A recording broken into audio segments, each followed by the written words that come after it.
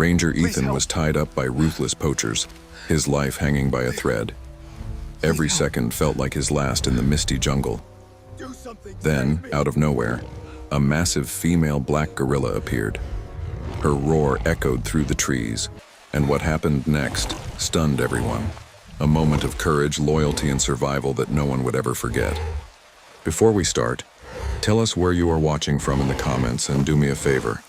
Hit the subscribe button now. Let's dive in. Deep in the mist-covered mountains of Central Africa, where the rain never truly stops and the earth breathes through the trees, Ranger Ethan Cole found himself in the fight of his life. For 15 years, Ethan had protected these forests, a world of ancient giants and quiet miracles. The mountain gorillas were his pride, his purpose, his family. But on that morning, under a sky heavy with storm clouds, he was the one who needed saving.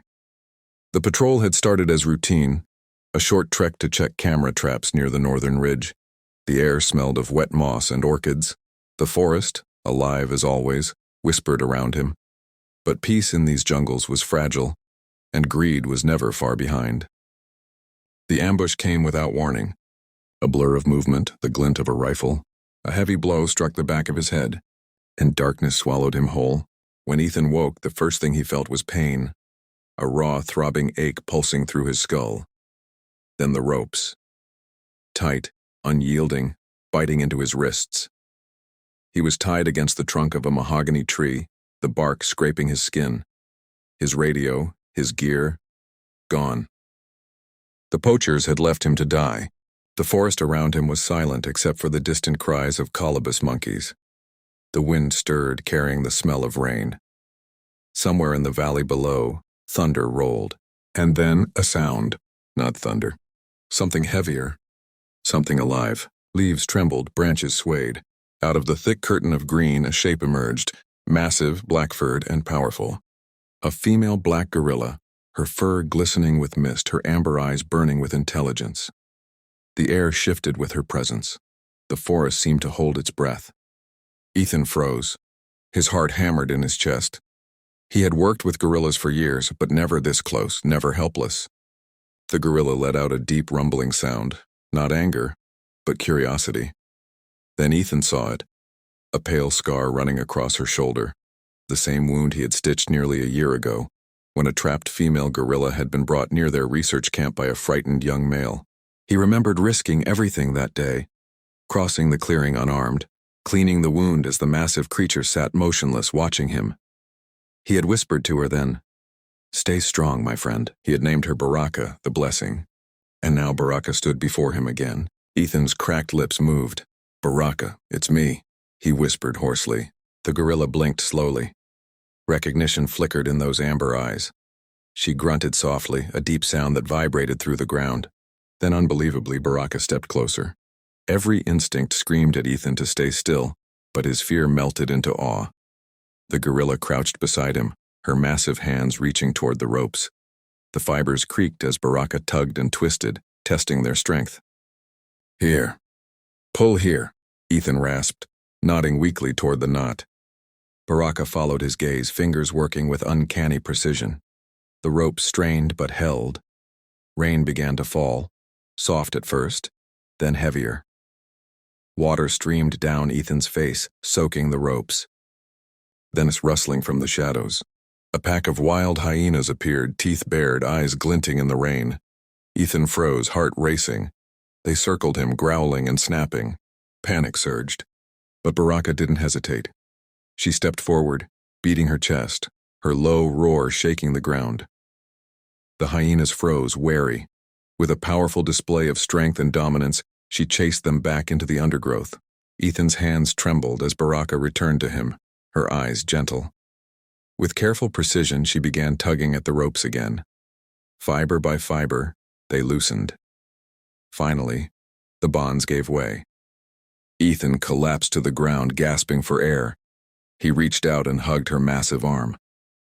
"Thank you. Thank you, Baraka," he whispered, tears streaming down his face. Weeks passed. The poachers vanished, but Ethan didn't forget. He and his team tracked the men, determined to stop them for good. One afternoon, deep in the forest, a sharp, piercing cry cut through the canopy. Not human. Gorilla. Ethan froze. He knew that voice. "Baraka," he whispered. The call came again. Loud, urgent, commanding. His team rallied, and they ran through the jungle, branches whipping past their faces, hearts pounding. When they reached the clearing, they saw it. The poachers preparing to attack Baraka, who was surrounded and bleeding but defiant. The younger gorillas huddled behind her, terrified. Ethan's team moved swiftly. "Drop your weapons," he shouted. The poachers spun around, too late. Armed and ready, Ethan's team arrested them, handcuffing each man. One tried to flee, but Baraka's chest-beating roar froze him in place. Within minutes, it was over. The poachers were caught. Baraka was free. Ethan knelt beside her, blood-matted fur, but she was alive. "You're safe now, my friend," he said softly. Baraka's amber eyes met his, calm and trusting. The forest fell silent, save for the rain falling gently on leaves. Weeks later, justice came. The poachers were convicted, their crimes exposed across the continent. But Ethan didn't care for headlines. He cared for the forest. Its quiet mornings, its hidden beauty, its fragile peace. He returned often to the ridge where it had all happened. Sometimes, when the wind was just right, he heard it. A deep, distant rumble, Baraka's roar. Not a warning anymore, a greeting, a promise. The forest still lived, their bond remained. Months later, a camera trap captured a troop of gorillas crossing a river. Among them, a female with a pale scar on her shoulder. Behind her, a young gorilla paused and looked at the camera. Ethan smiled. In his logbook under notes, he wrote one simple line. "Baraka lives. The forest remembers. Sometimes one act of kindness bridges man and nature." Ethan once saved Baraka. Then Baraka saved him. Together they saved something far greater. The spirit of a jungle that refused to surrender.